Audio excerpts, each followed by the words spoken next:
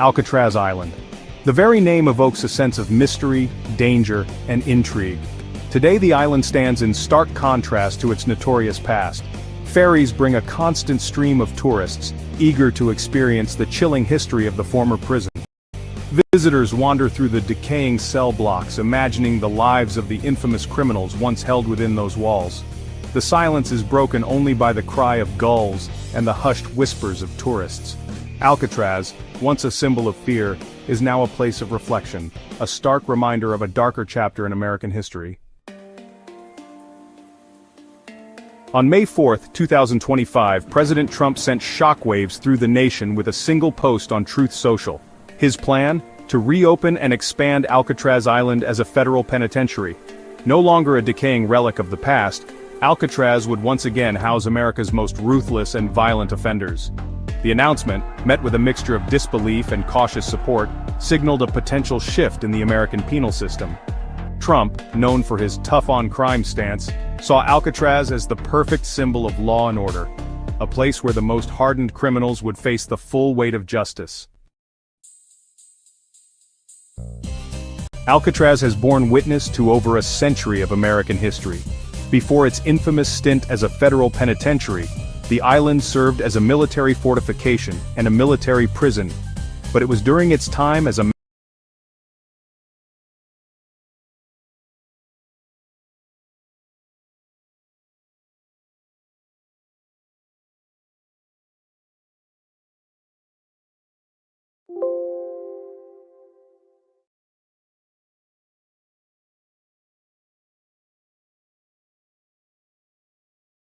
cemented Alcatraz's place in American folklore. Trump's plan was met with swift and vocal opposition from California politicians. State Senator Scott Wiener, a longtime critic of mass incarceration, called the proposal absurd and impractical. Speaker Emerita Nancy Pelosi echoed these sentiments, labeling it a distraction from real solutions to crime. San Francisco Mayor Daniel Lurie expressed concerns over the potential impact on tourism and the city's image. The message was clear. California would not stand idly by as Trump sought to resurrect a symbol of America's troubled past. Beyond the political outcry, the logistical challenges of reopening Alcatraz are immense. Decades of exposure to the harsh saltwater environment have taken a toll on the island's infrastructure. The buildings, once imposing symbols of American might, are now crumbling relics, riddled with cracks and weakened by time. The island's utility systems, from sewage to electricity, are woefully outdated and inadequate for a modern prison facility. The very fabric of Alcatraz seems to resist the idea of its revival, a testament to the power of time and decay. Section 6. A financial black hole. The astronomical costs of reopening. The financial implications of Trump's plan are equally daunting. Experts estimate that renovating Alcatraz to meet modern prison standards could cost upwards of $500 million, a staggering sum that could be better spent on rehabilitation programs and community-based initiatives. The island's remote location also poses logistical challenges, requiring costly transportation of supplies, staff, and inmates. The per-inmate cost at Alcatraz, even during its heyday, was exorbitantly high. Reopening the prison would be a financial albatross, draining resources from already strained state and federal budgets. Section 7. Whispers on the wind. Tourists react to Trump's proposal. The news of Alcatraz's potential revival has sparked a flurry of reactions from tourists visiting the island. Some express skepticism, viewing it as a political stunt, or a desperate attempt to revive a bygone era of law and order. Others, however, voice cautious support, particularly those who believe that the most dangerous criminals deserve to be isolated from society. The island, once a place of silent contemplation, is now abuzz with debate as visitors grapple with the implications of Trump's controversial proposal. Section 8. Experts weigh in, a chorus of doubt and disbelief. Experts in criminal justice and prison reform have largely dismissed Trump's plan as impractical and counterproductive.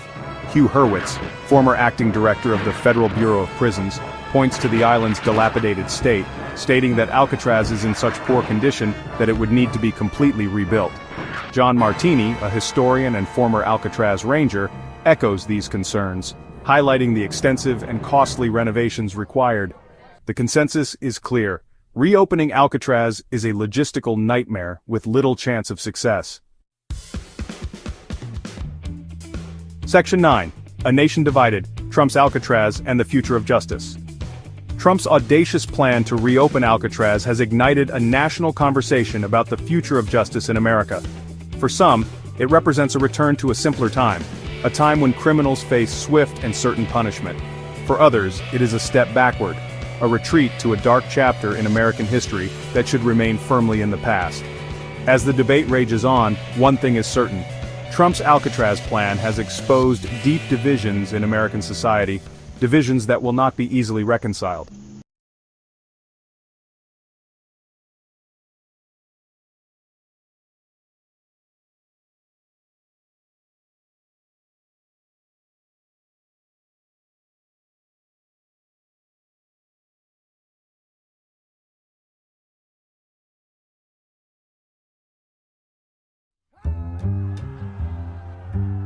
The state and local tax, or SALT deduction, has become a surprising flashpoint in American politics.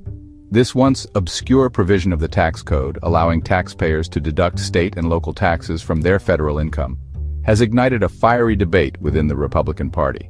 At the heart of the matter lies a fundamental question: who benefits from tax cuts and at what cost? The SALT deduction has long been a boon for residents of high-tax states, predominantly Democratic strongholds like New York and California. However, the 2017 Tax Cuts and Jobs Act, championed by then-President Donald Trump, capped the deduction at $10,000. This move, while touted as a way to simplify the tax code and fund other tax cuts, disproportionately impacted taxpayers in these high-tax states. Fast forward to 2025, and the SALT deduction cap has re-emerged as a political hot potato. With Republicans seeking to extend the 2017 tax cuts, pressure is mounting from within their ranks to address the SALT deduction cap. The debate has exposed deep divisions within the GOP, pitting fiscal conservatives against those representing constituents hardest hit by the cap. The current $10,000 cap on SALT deductions has become a symbol of the ongoing debate over tax fairness and regional disparity. For taxpayers in low-tax states, the cap has had a negligible impact. However, for those in high-tax states where property taxes alone can easily exceed $10,000, the cap has resulted in higher federal tax bills. The impact of the cap is particularly acute in areas with high property values, such as the suburbs of New York City and the San Francisco Bay Area. Many middle-class families in these regions, who are already grappling with the high cost of living, have seen their federal tax burden increase as a result of the cap. The $10,000 cap has also had unintended consequences for the real estate market in high-tax areas. Some homeowners have found it more difficult to sell their homes, as potential buyers are deterred by the higher tax burden. This has led to concerns about declining property values and a slowdown in the real estate market. Within the Republican Party, the SALT deduction cap has become a major point of contention. The GOP finds itself torn between its commitment to fiscal responsibility and the demands of its members representing districts heavily impacted by the cap. This internal struggle has played out in public, with lawmakers engaging in heated debates and strategic maneuvering. On one side of the aisle are lawmakers like Representatives Mike Lawler, Andrew Garbarino, Nick LaLota, and Young Kim, all hailing from high-tax states. They argue that the $10,000 cap unfairly burdens their constituents and advocate for its complete elimination. They argue that any attempt to impose an income cap would only serve to further disadvantage their constituents. On the other side of the debate are fiscal hawks within the GOP who view any increase in the SALT deduction cap with skepticism. They argue that raising the cap would primarily benefit wealthy taxpayers and would come at a significant cost to the federal government. They advocate for maintaining the status quo, or at most a modest increase in the cap with a strict income limit. The financial implications of raising the SALT deduction cap are significant and have further fueled the debate among lawmakers. Estimates suggest that raising the cap to $15,000 for individuals and $30,000 for couples could reduce federal revenue by as much as $500 billion over a decade. This staggering figure has given pause, even to some lawmakers who are sympathetic to the plight of their constituents burdened by the current cap. The debate over the SALT deduction cap highlights the complex trade-offs inherent in tax policy. While raising the cap could provide much-needed relief to taxpayers in high-tax states, it would also come at a cost to the federal treasury. Lawmakers must weigh the potential benefits against the potential costs, and any decision is likely to be met with both praise and criticism. The debate also underscores the growing divide between high-tax states, which tend to be more reliant on federal aid, and low-tax states, which often contribute more in federal taxes than they receive in return. Raising the SALT deduction cap could exacerbate this divide, as it would disproportionately benefit taxpayers in high-tax states.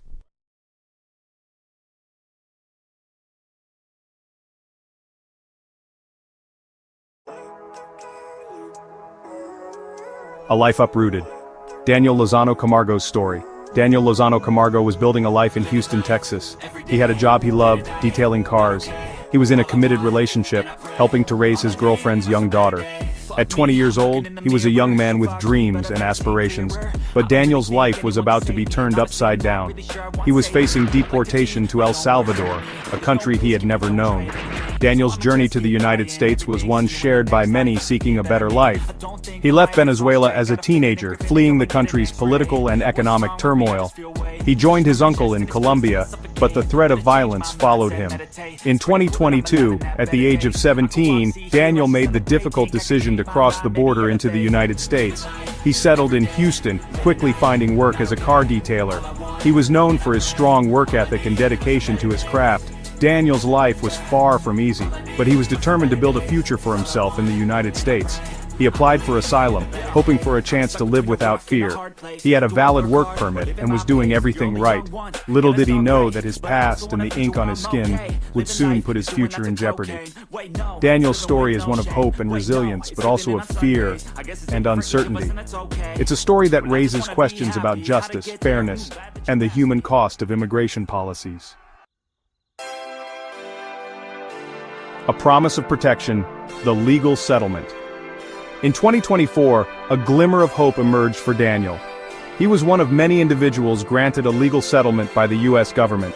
This settlement was a beacon of light, promising protection from deportation while his asylum request was under review. It meant that Daniel could continue to build his life in the United States, free from the immediate threat of being sent back to a country he barely knew.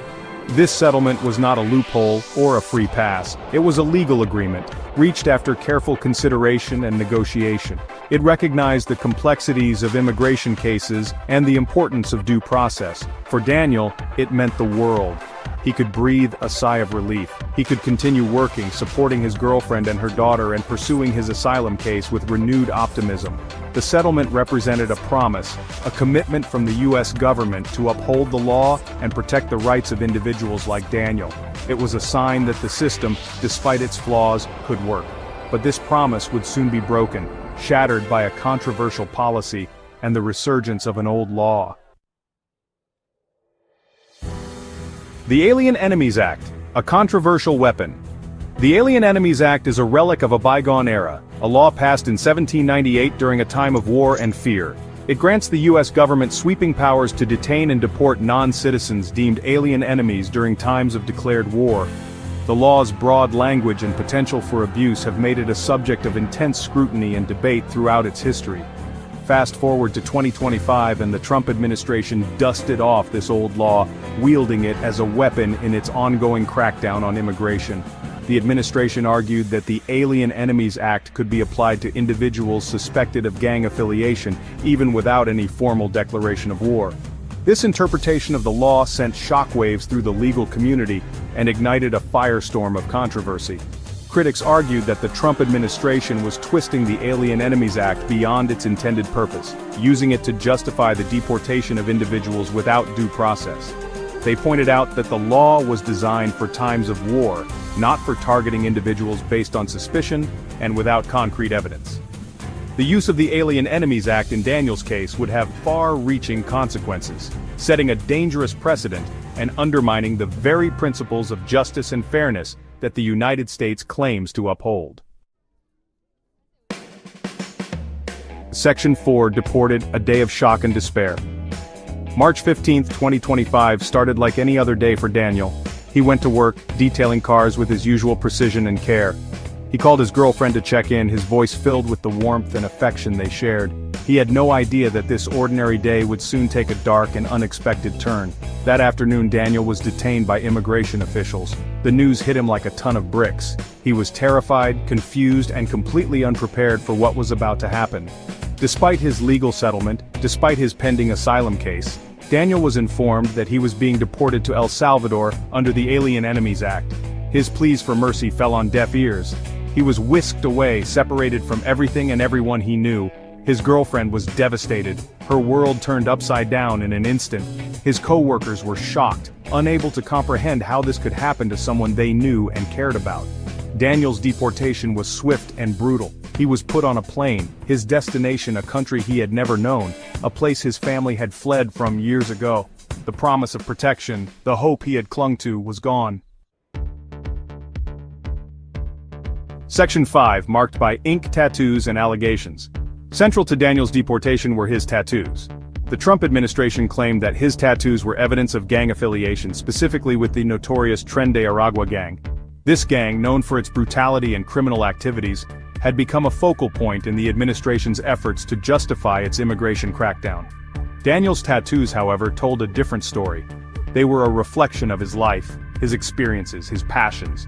They were not symbols of gang allegiance but expressions of his individuality. The government's assertion that his tattoos were proof of gang membership was a simplistic and dangerous assumption, one that ignored the complexities of individual lives and the rich tapestry of tattoo culture.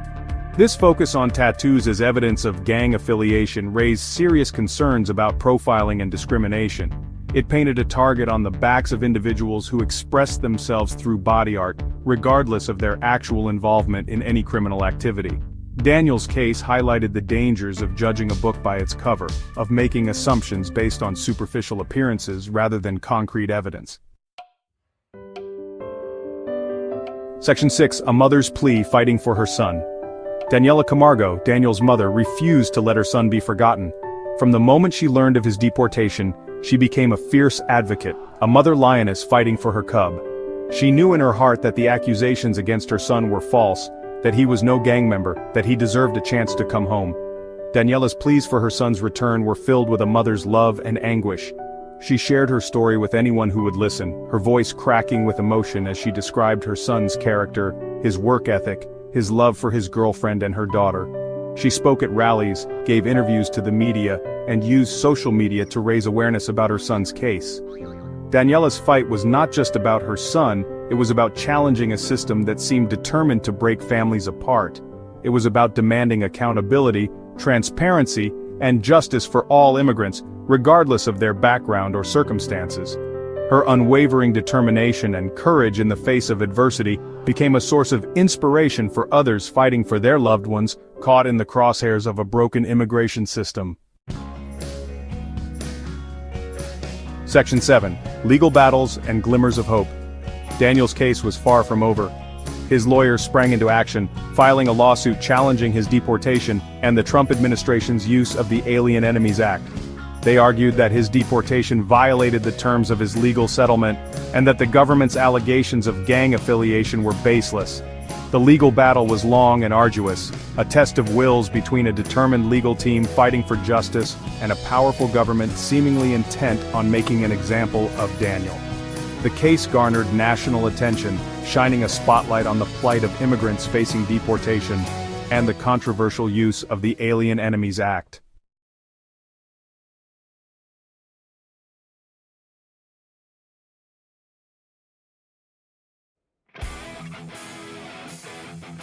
The Justice Department. It's not just another government agency, it's the bedrock of our legal system. The DOJ's lawyers don't just represent a president or an administration. They represent the United States of America. Their integrity, their honesty, their commitment to the law, those aren't just aspirations, they're necessities. When judges start to question the credibility of the DOJ, it's a five-alarm fire for our democracy. And folks, we're seeing those flames right now.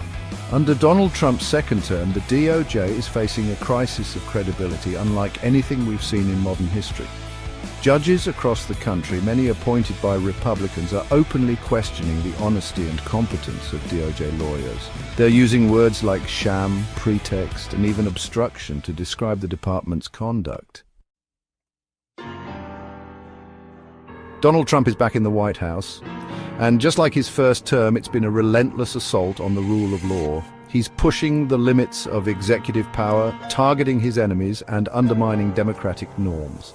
And once again, the Department of Justice is on the front lines. Leading the charge is Attorney General Pam Bondi. Bondi, a longtime Trump loyalist, is no stranger to controversy. She's facing accusations of putting politics ahead of justice, and her tenure has been marked by turmoil and turnover within the department.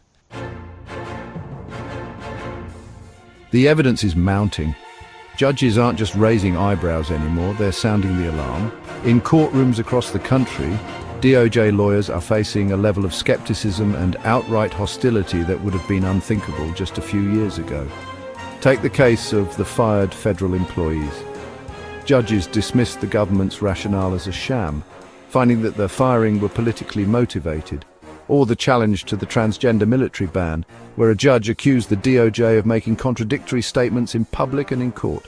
And let's not forget the case against New York City Mayor Eric Adams, where a judge blasted the government's arguments as unsupported, pretextual, and unsubstantiated. The Supreme Court, the highest court in the land, even they are starting to push back against the Trump administration's legal tactics. In a stunning rebuke, the court ordered a halt to deportations of Venezuelan immigrants under the Alien Enemies Act. This wasn't some minor procedural issue. This was the Supreme Court saying in no uncertain terms that the Trump administration had gone too far. And it wasn't just liberal justices who were concerned. The vote was 7-2, with only Justices Thomas and Alito dissenting. Section 5. Implications for the highest court: a shifting landscape. The Supreme Court's rebuke in the Alien Enemies Act case could have major implications for how the court handles future Trump administration cases. It suggests that even this conservative-leaning court is not willing to give the administration a free pass. The upcoming case on nationwide injunctions using the Birthright Citizenship Executive Order as a vehicle will be a key test. Lower courts have consistently rejected this order as unconstitutional. If the Supreme Court upholds the lower court rulings, it would be a significant blow to Trump's agenda. Section 6. The Bondi Factor, Navigating a Sea of Change. Attorney General Pam Bondi is at the center of this storm. She's facing intense scrutiny for her handling of the department, with critics accusing her of being more interested in protecting Trump than upholding the law. Bondi's defenders argue that she's simply carrying out the president's agenda. But that's precisely the problem.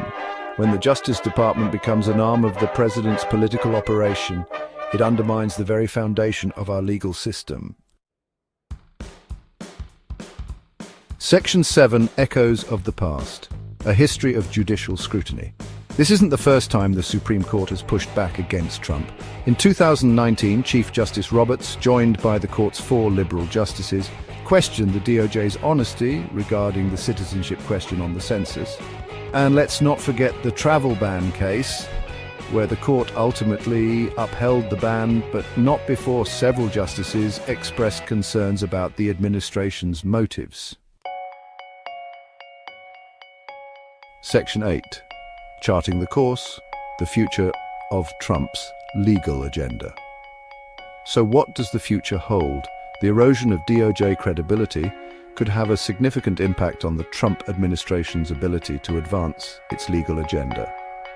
Judges are now more likely to scrutinize the government's arguments, demand more evidence, and issue rulings that go against the administration. This could slow down or even derail some of Trump's key initiatives. Section 9. Conclusion.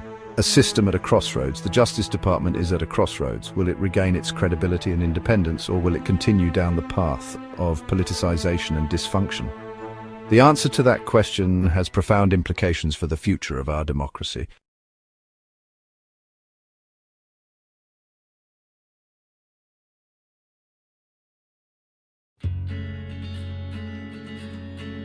February 2025. A glimmer of hope emerged from the tragedy of Gaza. King Abdullah II of Jordan, a beacon of stability in a turbulent region, made a solemn promise. He pledged to welcome 2,000 sick children from Gaza. These children, ravaged by conflict and disease, desperately needed medical care.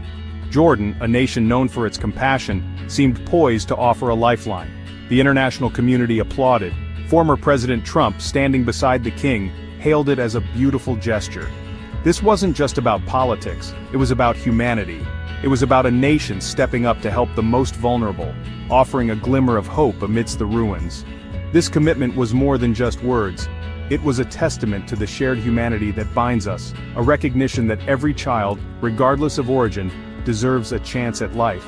The world watched, hopeful that this act of compassion would mark a turning point in the tragic saga of Gaza's children. Months have passed, and the hope that blossomed in February has wilted under the harsh reality of inaction. The numbers paint a stark picture of betrayal. Of the 2,000 children promised care, only a paltry 44 have been allowed into Jordan. The doors of mercy have been slammed shut, leaving countless children stranded in a nightmare. The faces of those children, their eyes reflecting both pain and a desperate hope, haunt the conscience. Each day that passes without treatment brings them closer to the brink. Their small bodies, already weakened by disease, cling precariously to life, their futures hanging by a thread. The anguish of their families is unimaginable. They watch helplessly as their children, their most precious treasures, are denied the care they so desperately need.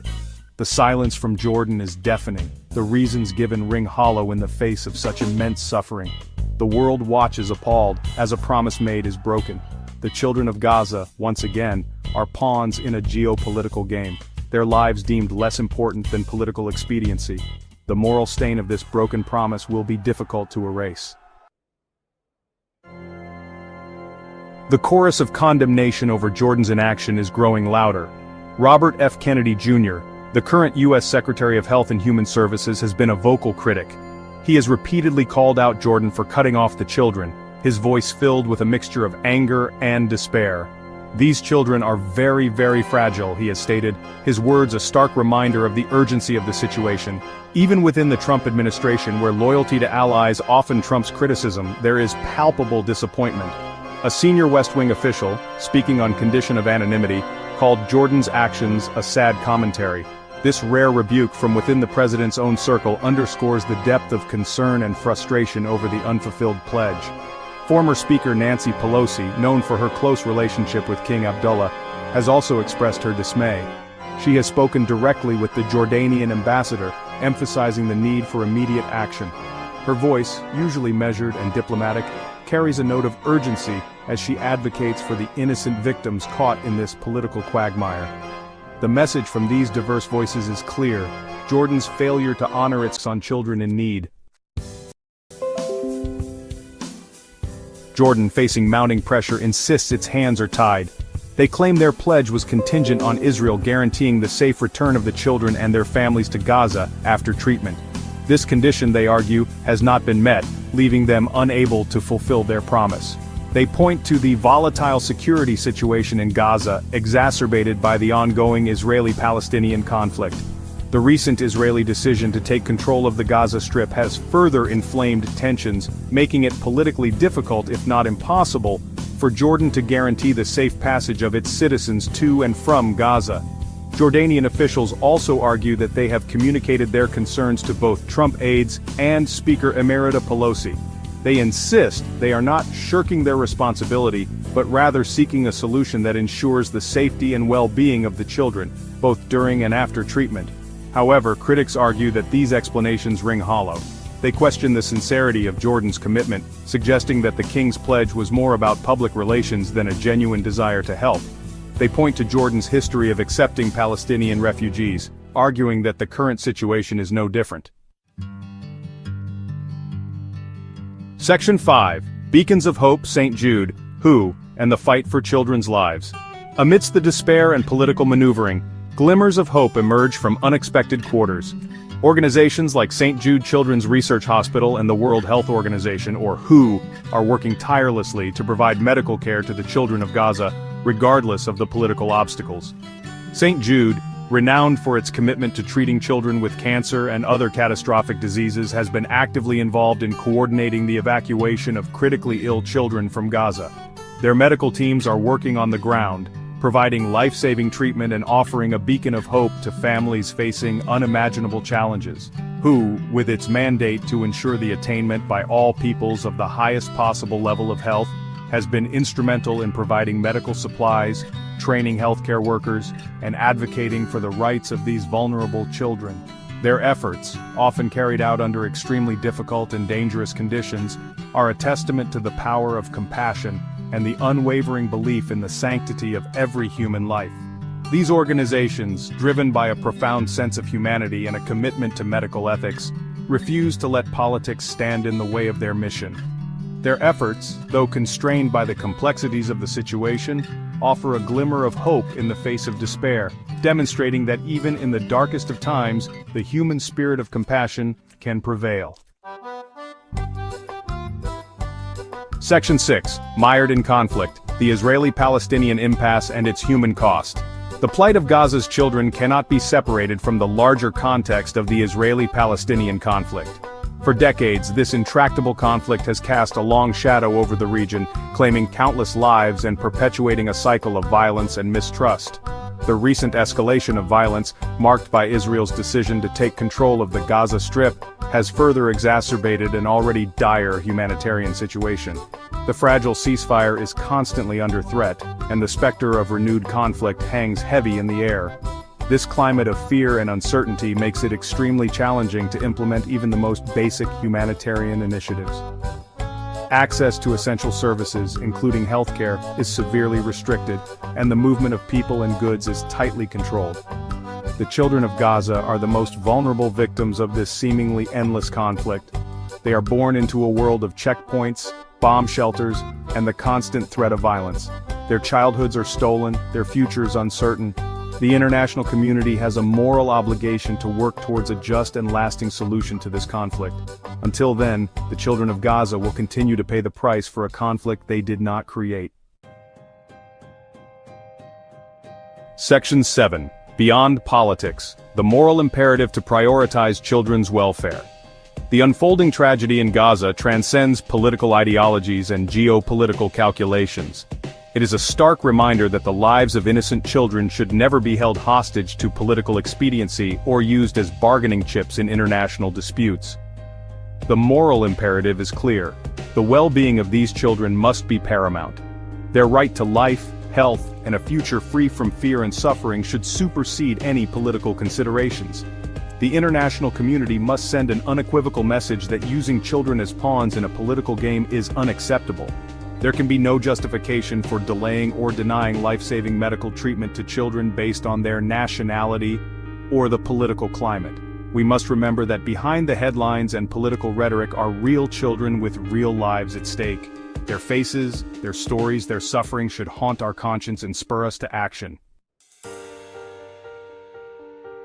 Section 8. Finding a path forward. Collaboration, diplomacy, and urgent action. Breaking the current impasse requires a multi-pronged approach that prioritizes the children's welfare above all else. This includes 1. Immediate action by Jordan. King Abdullah must honor his pledge without further delay. The lives of 2,000 children depend on it. Political considerations should not overshadow the moral obligation to provide life-saving medical care. 2. International pressure on Israel. The international community must hold Israel accountable for its role in creating the current crisis. This includes demanding that Israel guarantee the safe passage of children and their families to and from Jordan for medical treatment. 3. Support for humanitarian organizations like St. Jude and WHO are doing heroic work under extremely difficult circumstances. They need our unwavering financial and logistical support to continue providing life-saving care to the children of Gaza. 4. Renewed diplomatic efforts. A lasting solution requires a return to the negotiating table. The international community must work tirelessly to facilitate a just and lasting peace agreement that addresses the root causes of the conflict and ensures the safety and well-being of all people in the region. Section 9. A time for compassion. The world is watching, let's not fail these children. The world is watching, waiting to see if humanity will prevail over political maneuvering and indifference. The children of Gaza, their lives hanging in the balance, represent a test of our collective conscience. We cannot afford to fail them. Their plight is a stark reminder that we are all interconnected, that the suffering of one affects us all. Their future, their very survival, depends on our collective action. Let us choose compassion over indifference, action over apathy. Let us work together to ensure that these children, and all children, are given the chance to live, to thrive, and to hope for a brighter future.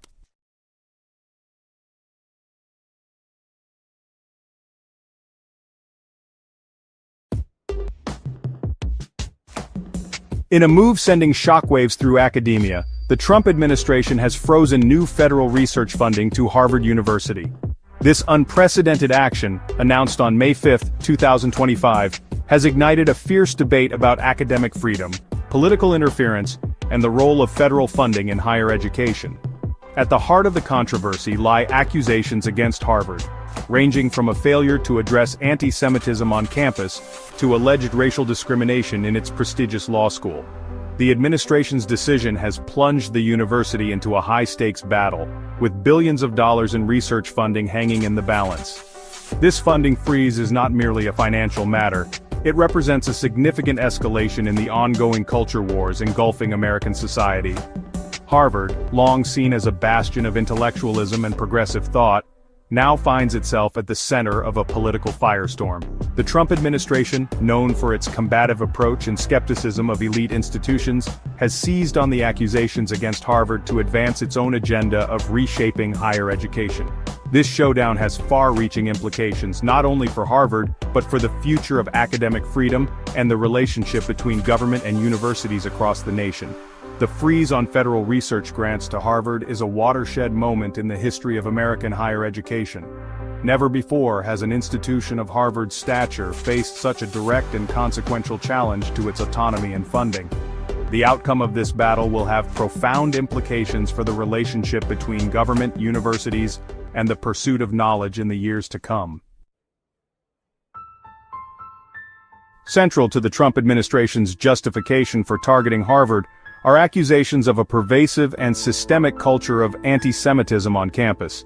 This claim stems in part from incidents surrounding pro-Palestinian protests and alleged harassment of Jewish students. Critics allege that Harvard's administration has turned a blind eye to these incidents, fostering an environment of hostility and intimidation. Further fueling the administration's actions are allegations of racial discrimination, particularly within Harvard Law Review. This prestigious publication has faced scrutiny over its selection process, with some accusing it of bias against Asian American applicants. The Trump administration has seized on these allegations as evidence of a broader pattern of discrimination within Harvard's hallowed halls. Beyond these specific accusations, the Trump administration has levied broader charges against Harvard, accusing the university of abandoning its commitment to academic rigor and viewpoint diversity. They point to changes in admissions policies, which they claim devalue merit in favor of identity-based considerations.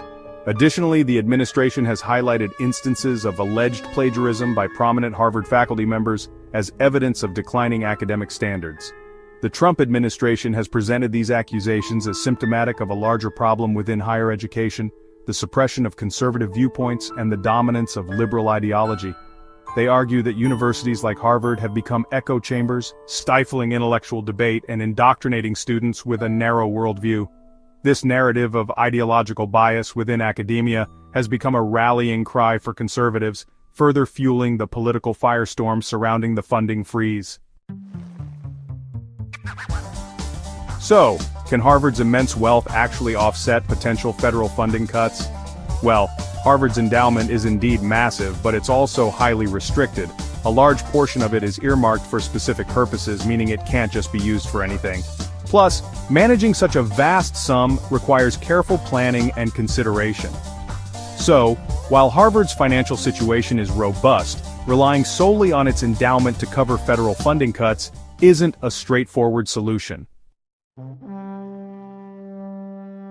In recent years, the Trump administration has implemented policies aimed at reshaping the landscape of higher education. One of the key strategies has been to target elite institutions, questioning their funding and practices. This approach has sparked a national debate about the role and responsibility of these institutions in society. The policies and rhetoric from the Trump administration have broader implications for higher education and free speech. Universities across the country are grappling with how to balance open dialogue while maintaining a safe and inclusive environment for all students. The tension between these goals has never been more pronounced. As legal challenges mount against the new policies, the future of academic funding remains uncertain. Universities are facing potential cuts and increased scrutiny, which could fundamentally change how they operate. The outcome of these legal battles will be pivotal in shaping the future of higher education in the United States. In light of these developments, there is a growing call for reflection and reform within higher education. Stakeholders are urging institutions to rethink their priorities and practices to better serve their students and society at large. This moment presents an opportunity for meaningful change.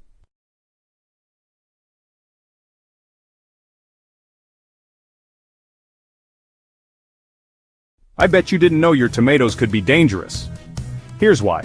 Ray and Mascari Inc. is recalling 4-count vine-ripe tomatoes, packaged in 20-ounce clamshell containers, due to potential salmonella contamination. These tomatoes, sourced from Hanshaw and Kapling Farms in Florida, were sold at Gordon Food Service stores across 11 states, including Illinois, Indiana, and New York. Check your labels for vine-ripe tomatoes and lot numbers, RM250424-15250B or RM250427-15250B. If you have these tomatoes, discard them immediately. No illnesses have been reported yet, but don't take any chances. Salmonella can cause serious infections, especially in young children, the elderly, and those with weakened immune systems. Watch out for symptoms like diarrhea, fever, and stomach cramps, which can appear 6 hours to 6 days after consumption. For questions or to report an illness, contact Ray and Mascari Inc. at 1-317-637-0234. Stay safe and stay informed.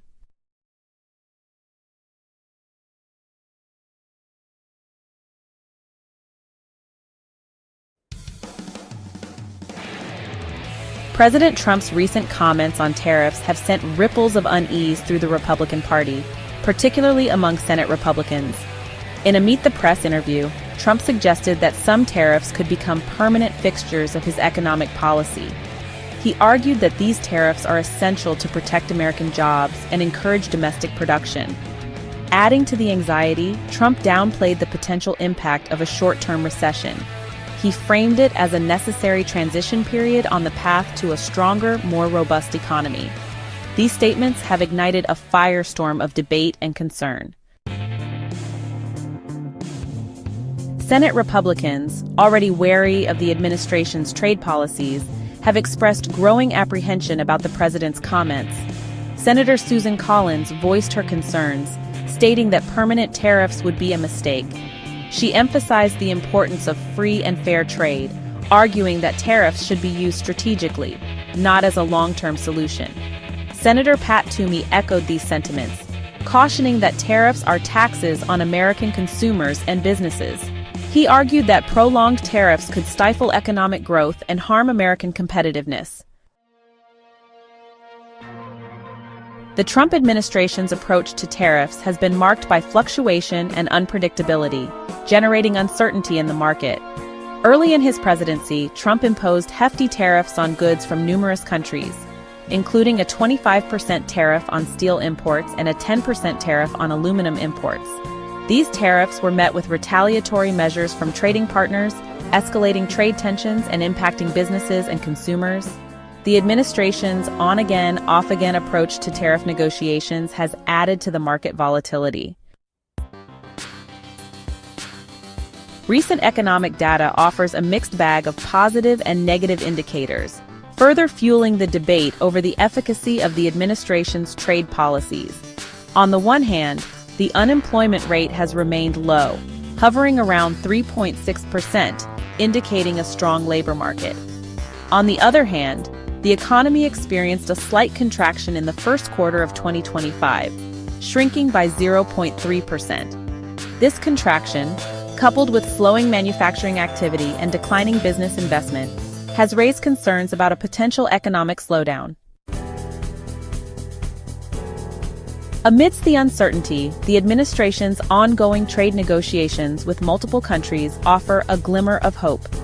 U.S. Trade Representative Katherine Tai has been engaged in talks with key trading partners, including China, the European Union, and Canada.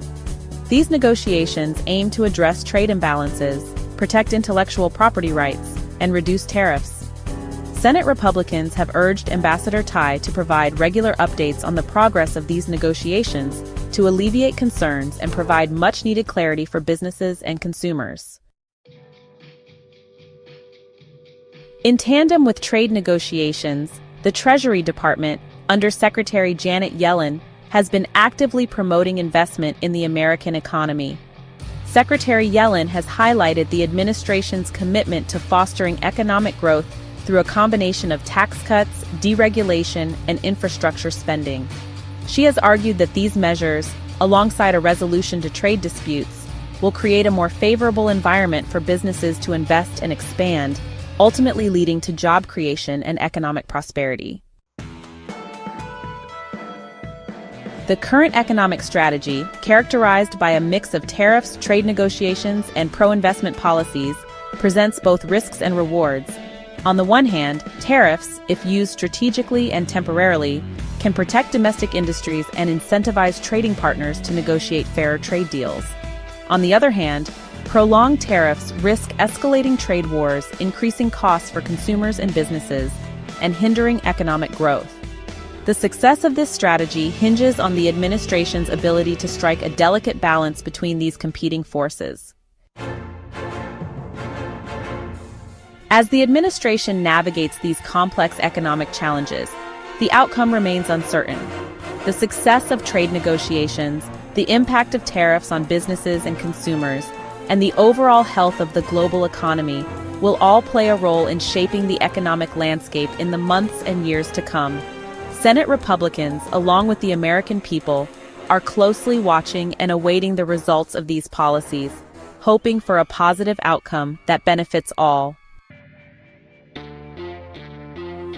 The debate over President Trump's tariff policies highlights the inherent complexities and uncertainties of navigating the global economy.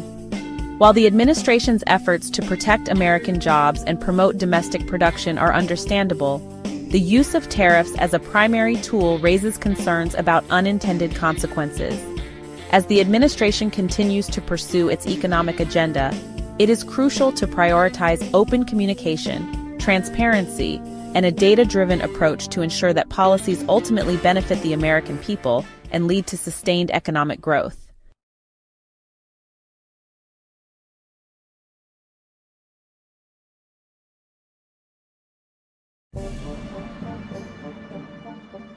The digital world exploded.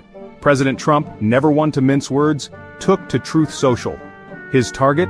A so-called judge who dared to challenge his authority, the source of his fury?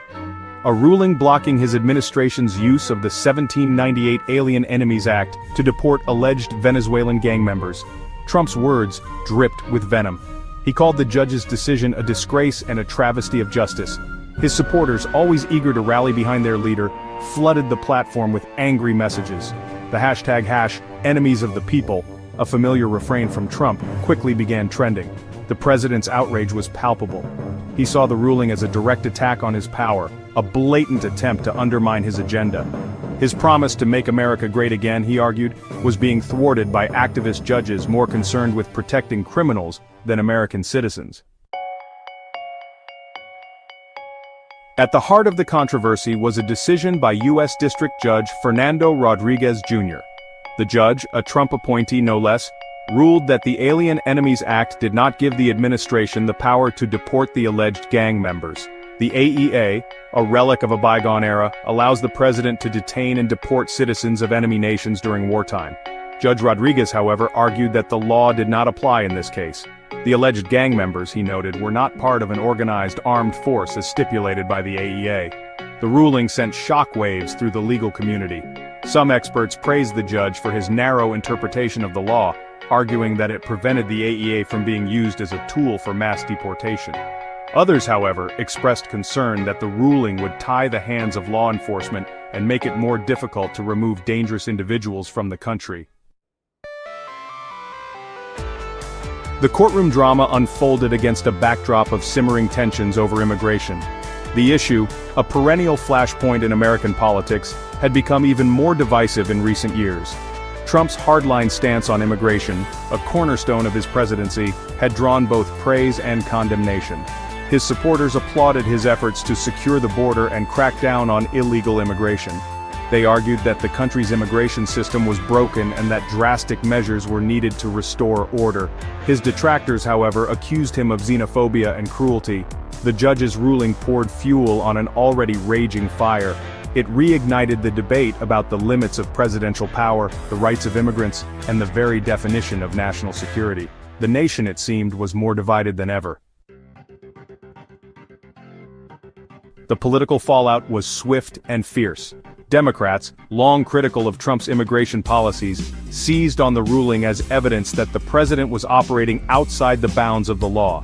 They accused him of abusing his power and called for investigations into his administration's use of the AEA. Republicans, caught between their loyalty to the president and their respect for the judiciary, struggled to find a unified response. Some echoed Trump's attacks on the judge, while others urged caution and restraint. The party, it seemed, was teetering on the brink of a full-blown crisis. Amidst the political firestorm, one voice rose above the din. Justice Ketanji Brown Jackson, the first black woman to serve on the Supreme Court, issued a scathing rebuke of Trump's attacks on the judiciary. Section 5. A question of justice. Jackson's plea for impartiality. Such rhetoric, she warned, threatens the very foundation of our democracy.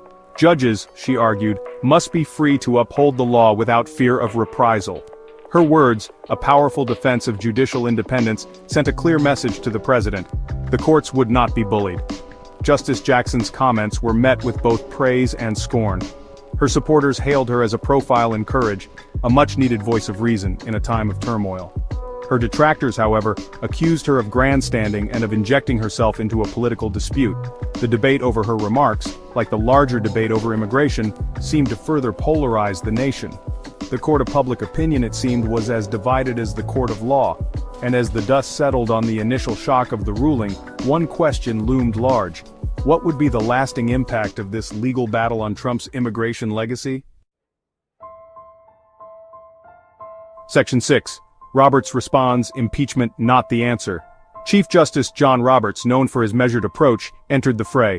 While disagreeing with the president's methods, he cautioned against calls for impeachment. Such a drastic step, he argued, should be reserved for only the most egregious offenses. Disagreement with judicial decisions, however frustrating, did not meet that threshold. Roberts's intervention aimed to cool the heated rhetoric. He reminded the nation that the judiciary, while independent, was not above scrutiny. However, he stressed that criticism should be respectful and grounded in reason, not driven by political expediency. The Chief Justice's words carried weight, reminding all sides of the need for decorum and respect for the rule of law. Yet, the underlying tension remained. The AEA ruling had exposed a raw nerve in American society, one that ran deep and defied easy solutions. Section 7. Echoes of 1798. The AEA's troubled legacy.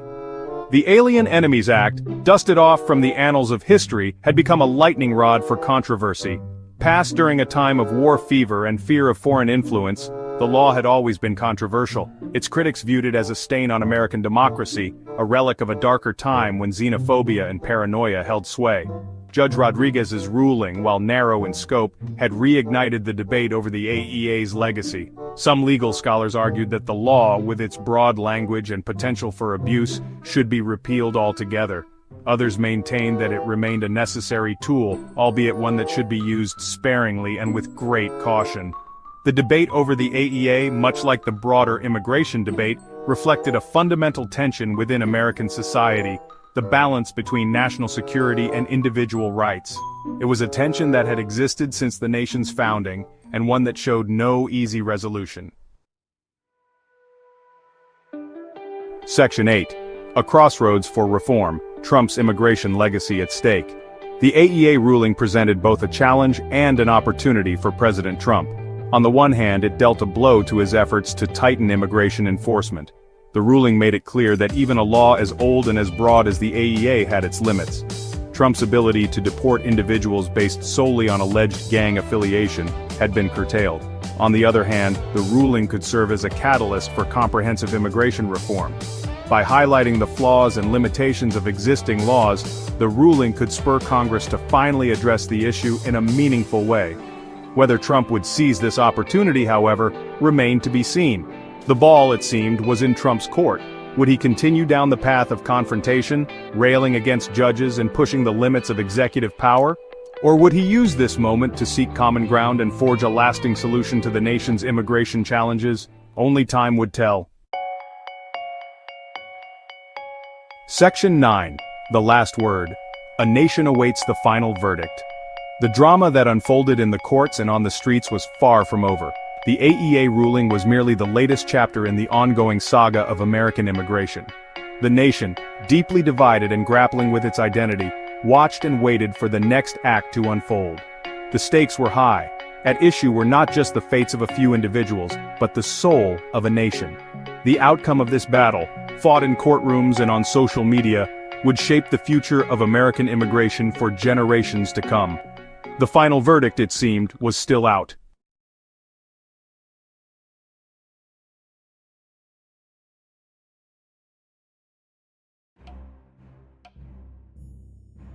The trade relationship between the United States and China is deeply strained. Both economic superpowers have imposed significant tariffs on each other's goods. This has created a tense atmosphere of distrust and uncertainty. The trade war, initiated during the Trump administration, continues to cast a long shadow over global markets. At the heart of the dispute are accusations of unfair trade practices.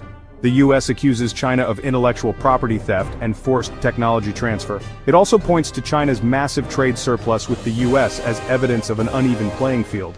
China, on the other hand, argues that the U.S. is engaging in protectionism. The trade war has had far-reaching consequences. Businesses and consumers on both sides of the Pacific are feeling the pinch. Tariffs have driven up prices and disrupted supply chains. The International Monetary Fund has warned that the trade war is harming global economic growth. Despite the high stakes, finding a resolution has proven elusive. Both sides have dug in their heels, making concessions difficult. The current impasse highlights the deep divisions and mistrust that characterize the U.S.-China relationship. China has responded to U.S. tariffs with a mix of defiance and pragmatism. While retaliating with tariffs of its own, Beijing has also called for dialogue and negotiation. However, Chinese officials have made it clear that they will not bow to pressure or accept a deal that undermines their core interests. Sincerity has become a key word in China's rhetoric. Chinese officials have repeatedly stressed the need for the U.S. to demonstrate genuine willingness to address their concerns. They have also demanded that the U.S. rectify what they see as erroneous unilateral tariff measures. China's position is rooted in a belief that the U.S. has not treated it fairly in the global trading system. They argue that the U.S. has unfairly targeted them with tariffs and other measures. China sees itself as a rising power and is determined to protect its economic interests and international standing. The Chinese government has also sought to mitigate the impact of U.S. tariffs by diversifying its trading partners and boosting domestic consumption. While acknowledging the economic challenges, Chinese officials remain confident in their ability to weather the storm and emerge stronger in the long run. The U.S., under the Trump administration, has pursued a strategy of applying maximum pressure on China to extract concessions. This has involved imposing tariffs on hundreds of billions of dollars worth of Chinese goods. The administration argues that these tariffs are necessary to protect American jobs and businesses from unfair competition. Trump's latest round of tariffs affects nearly all U.S. trading partners. However, China was notably excluded from the pause on reciprocal tariffs. This means a 10% baseline duty remains on most Chinese imports. Earlier in 2025, Trump further escalated the trade war by raising tariffs on Chinese goods to 20%, citing concerns over fentanyl production. These tariffs, dubbed Liberation Day tariffs, have increased import taxes on China to 145%. The US has also taken aim at specific Chinese companies, such as Huawei, which it accuses of posing national security risks. These actions have further inflamed tensions and complicated the path to a trade deal. The Trump administration's approach to trade has been controversial, even within the US. Critics argue that the tariffs are harming American businesses and consumers by raising prices and disrupting supply chains. They also contend that the tariffs are ineffective in changing China's behavior and are damaging the global trading system. Despite the tensions, both the US and China have continued to engage in trade talks. However, progress has been slow and halting, with both sides struggling to bridge their differences. The on-again, off-again nature of the negotiations reflects the deep mistrust and lack of consensus on key issues. Treasury Secretary Scott Bessent confirmed that tariff negotiations are ongoing, but that China is currently to the side. The US is prioritizing talks with 17 out of its 100 trading partners. This suggests that while the US is open to dialogue, it is also willing to pursue its interests elsewhere if a deal with China proves elusive. Further complicating matters is the US's decision to close the de minimis tariff loophole for low-value Chinese goods. This loophole previously allowed small packages valued under $800 to enter the US duty-free. Its closure disproportionately impacts online retailers and small businesses that rely on direct-to-consumer shipments from China. The ongoing negotiations are a delicate balancing act. Both sides are under pressure to achieve a deal that satisfies their domestic constituencies while avoiding further escalation of the trade war. Finding this balance remains a significant challenge. Section 5 Fentanyl, a new bargaining chip on the table. The issue of fentanyl trafficking has emerged as a new point of contention in the US-China trade talks. Fentanyl, a powerful synthetic opioid, has been a major contributor to the opioid crisis in the US. The Trump administration has accused China of being a major source of fentanyl and its precursors, chemicals used in its production. China has denied these accusations, arguing that it has taken steps to crack down on fentanyl production and trafficking. However, the US has demanded more concrete action from Beijing, including stricter regulations on the production and export of fentanyl precursors. Recent reports suggest that China might be willing to use the fentanyl issue as leverage in the trade talks. Xi Jinping's security czar, Wang Xiaohong, has reportedly inquired about specific US expectations regarding fentanyl precursors. This could signal a potential bargaining chip that China might use to extract concessions from the US. The introduction of the fentanyl issue into the trade talks adds another layer of complexity. It remains to be seen whether this issue will serve as a bridge to a broader trade deal or further complicate an already fraught relationship. At Section 6, Trump's optimism, hope amidst uncertainty. Despite the lack of significant progress in trade talks and pushback from Chinese officials, President Trump has remained publicly optimistic about reaching a deal. He has repeatedly stated his belief that China wants a deal and that an agreement is within reach. However, Trump's optimism has been met with skepticism from some quarters. Critics point to the lack of concrete progress in negotiations and the ongoing war of words between Washington and Beijing.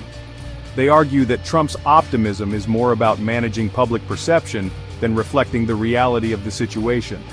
The disconnect between Trump's optimism and the lack of tangible progress highlights the uncertainty surrounding the future of US-China trade relations. It remains to be seen whether Trump's optimism is justified, or if the trade war will continue to drag on, with potentially damaging consequences for both sides.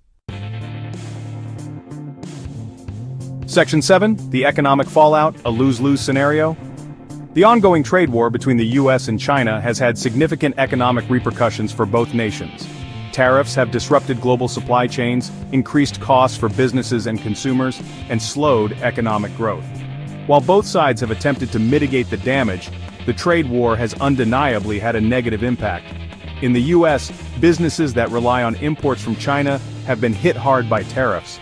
Consumers are also feeling the pinch, as tariffs have led to higher prices for a wide range of goods. The agricultural sector has been particularly affected, with China, once a major importer of US soybeans and other agricultural products, largely shifting its purchases to other countries. China has also felt the economic pain of the trade war. The tariffs have hurt Chinese exporters and slowed economic growth. The Chinese government has responded with stimulus measures and by seeking to boost domestic consumption. However, the trade war has undoubtedly created economic uncertainty and challenges for China. The economic fallout from the trade war highlights the interconnectedness of the global economy and the high stakes involved. While both sides have sought to portray themselves as winning the trade war, the reality is that both sides are experiencing economic pain. The trade war serves as a stark reminder that in an interconnected world, economic conflict rarely produces clear winners. Section 8. Beyond tariffs, the bigger picture of US-China relations. The current trade war is just one manifestation of the broader strategic competition between the US and China. The two global powers are vying for influence and dominance in areas such as technology, military power, and global governance. The US sees China's rise as a challenge to its global leadership. China, on the other hand, views the US as seeking to contain its rise and maintain its hegemonic position.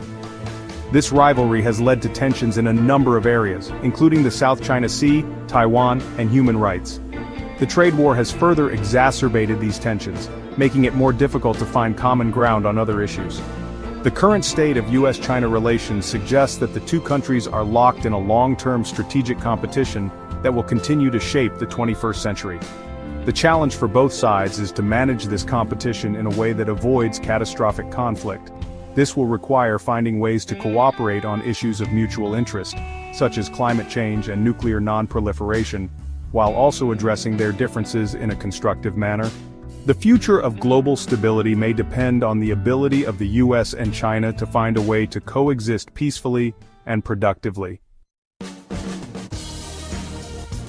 Section 9. The road ahead, towards common ground or further conflict. The future of US-China trade relations remains uncertain. The possibility of a comprehensive trade deal that addresses the core concerns of both sides seems elusive in the current climate. However, the high cost of a prolonged trade war for both economies incentivizes continued dialogue and negotiation. Several factors will determine the trajectory of the trade talks. One key factor is the domestic political climate in both countries. In the US, the 2026 presidential election could have a significant impact on trade policy. In China, the Communist Party's grip on power remains firm, but it is not immune to domestic economic pressures. The outcome of the trade talks will have significant implications for the global economy. A successful resolution could boost global growth and ease tensions. However, failure to reach a deal could lead to further escalation of the trade war, with potentially devastating consequences for the global economy. The path forward requires both sides to demonstrate flexibility and a willingness to compromise. A return to the principles of the rules-based trading system, with a focus on fairness and reciprocity, would be a positive step. The international community has a role to play in encouraging dialogue and urging both sides to find a peaceful resolution to the trade dispute.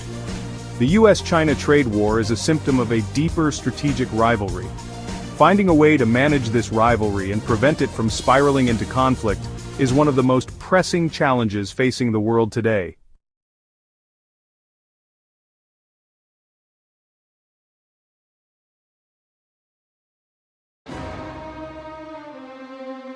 Marjorie Taylor Greene is a firebrand. She is a disruptor.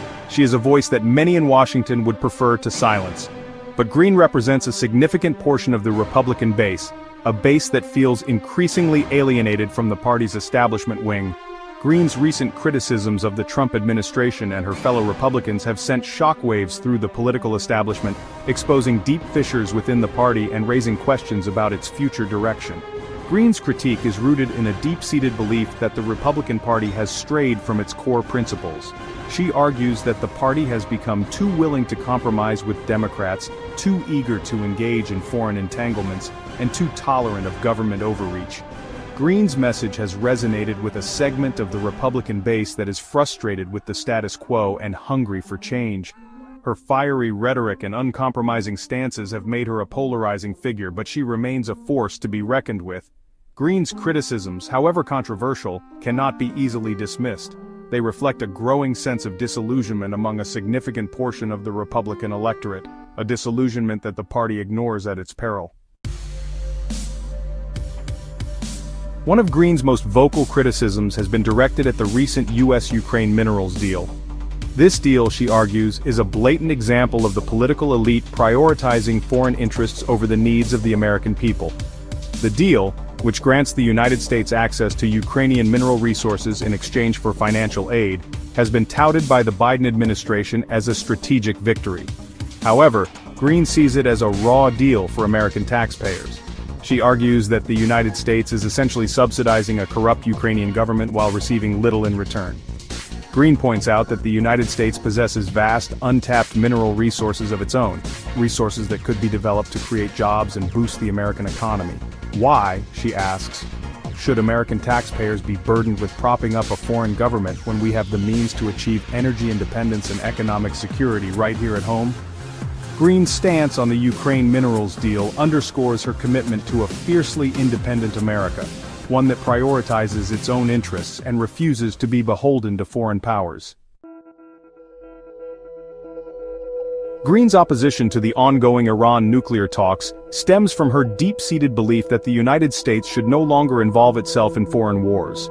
She campaigned on a promise of ending America's forever wars, and she views the negotiations with Iran as a slippery slope that could lead to another costly and unnecessary military intervention. Green argues that Iran cannot be trusted and that any agreement reached with the Islamic Republic is likely to be broken. She points to Iran's history of supporting terrorist groups and its destabilizing influence in the Middle East as evidence that the regime cannot be trusted. Green's stance on Iran resonates with a segment of the Republican base that is weary of foreign entanglements and skeptical of the Biden administration's foreign policy agenda. They argue that the United States has spent too much blood and treasure in the Middle East, and that it's time to focus on nation-building at home.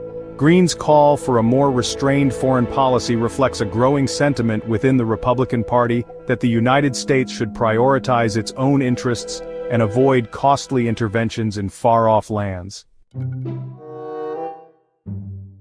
Green's skepticism of the COVID-19 vaccine and her questioning of the government's handling of the pandemic have further fueled her appeal among a segment of the Republican base. She has been a vocal critic of vaccine mandates and has expressed concerns about the safety and efficacy of the vaccines, particularly for children. Green's stance on the vaccine issue aligns with a broader distrust of government and institutions that has taken root among some Americans. This distrust has been exacerbated by the perception that the government has not been transparent about the pandemic and that the media has downplayed or ignored legitimate concerns about the vaccines.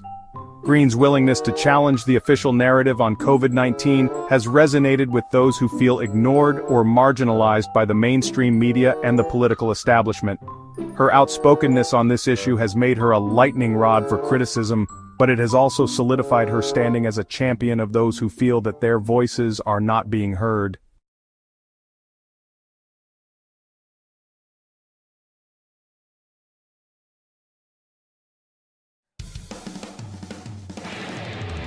The race for the Democratic nomination for governor of New Jersey is anyone's game. 6 candidates are vying for the chance to lead the Garden State. Each brings their own strengths and weaknesses to a contest that has become as unpredictable as it is important. With less than 2 months to go before the June 10th primary, the race remains wide open. The winner will face an uphill battle against the Republican nominee in a state that has trended increasingly Democratic in recent years. The candidates and their campaigns are crisscrossing the state, trying to break through the noise and connect with voters. The issues are complex and the stakes are high. Voters are grappling with concerns about the economy, education, and the environment. They are also looking for a leader who can unite the state after a period of deep division. This is a pivotal moment for New Jersey. The decisions made in the coming months will have a profound impact on the state's future. The outcome of the Democratic primary will be a major factor in determining the direction of the state. Representative Mikie Sherrill is widely seen as the front-runner in the race. A former Navy helicopter pilot and federal prosecutor, Sherrill represents New Jersey's 11th congressional district. She has a reputation for being a moderate Democrat, which has served her well in a district that was once considered a Republican stronghold. Sherrill has consistently led in public and internal polling. However, her lead is far from insurmountable. She has focused her campaign on what she calls her affordability agenda. which includes proposals to address the high cost of housing, healthcare, and energy in New Jersey. Cheryl has also made online safety a key part of her platform, frequently highlighting her experience as a mother of 4 young children. Cheryl's campaign has benefited from a strong field operation and endorsements from most of the North Jersey County parties, giving her a significant advantage in terms of organization and get-out-the-vote efforts.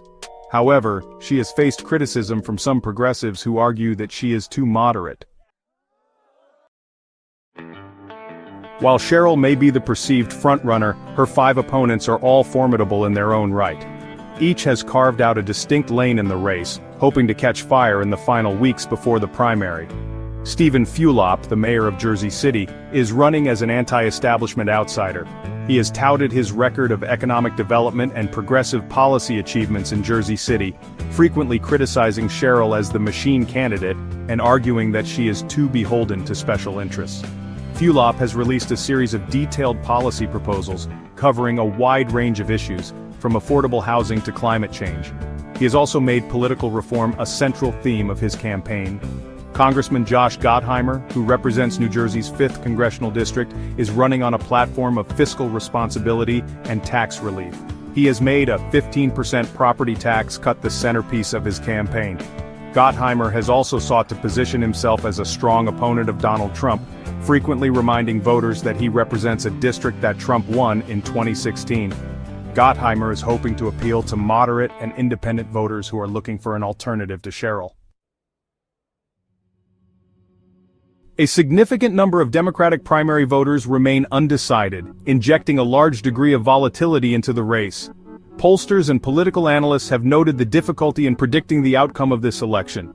Many voters are just beginning to tune into the race, making it hard to gauge the effectiveness of the candidates' messages and strategies. The high number of undecided voters is partly due to the fact that this is an off-year election. Turnout in these elections is typically lower than in presidential election years, making it more difficult to predict which voters will ultimately cast ballots. The candidates are all working to identify and mobilize their base of support, while also trying to persuade undecided voters to back their campaigns. The large number of undecided voters also suggests that many voters are still weighing their options and are not yet convinced that any one candidate is the best choice to be the next governor of New Jersey. The remaining weeks of the campaign will be crucial for the candidates to make their case to voters. Section 5. The end of the line. Adding to the uncertainty surrounding the race is the elimination of the county line ballot system. This system, which was ruled unconstitutional in 2024, allowed county party leaders to award preferential ballot placement to their chosen candidates. This often gave these candidates a significant advantage in primaries. With the elimination of the county line, candidates will have to rely on more traditional organizing and outreach efforts to reach voters. The demise of the county line system is seen as a blow to the party establishment. It levels the playing field for challengers and outsiders. It remains to be seen how this will impact the outcome of the Democratic primary. Some analysts believe that it could benefit candidates like Fulop who are running against the party establishment. Others argue that it will make it more difficult for any one candidate to consolidate support. This change to the electoral process is just one of many factors that makes the 2025 New Jersey gubernatorial race so unpredictable. Section 6. Common ground, different approaches. While the candidates have different backgrounds and experiences, there is broad agreement on many of the key issues facing New Jersey. All of the candidates have expressed support for policies to address the high cost of living in the state. They have also all pledged to make New Jersey a leader in the fight against climate change. However, there are also significant differences between the candidates on a number of issues. For example, the candidates have different approaches to addressing the state's property tax crisis. Gottheimer has made his proposed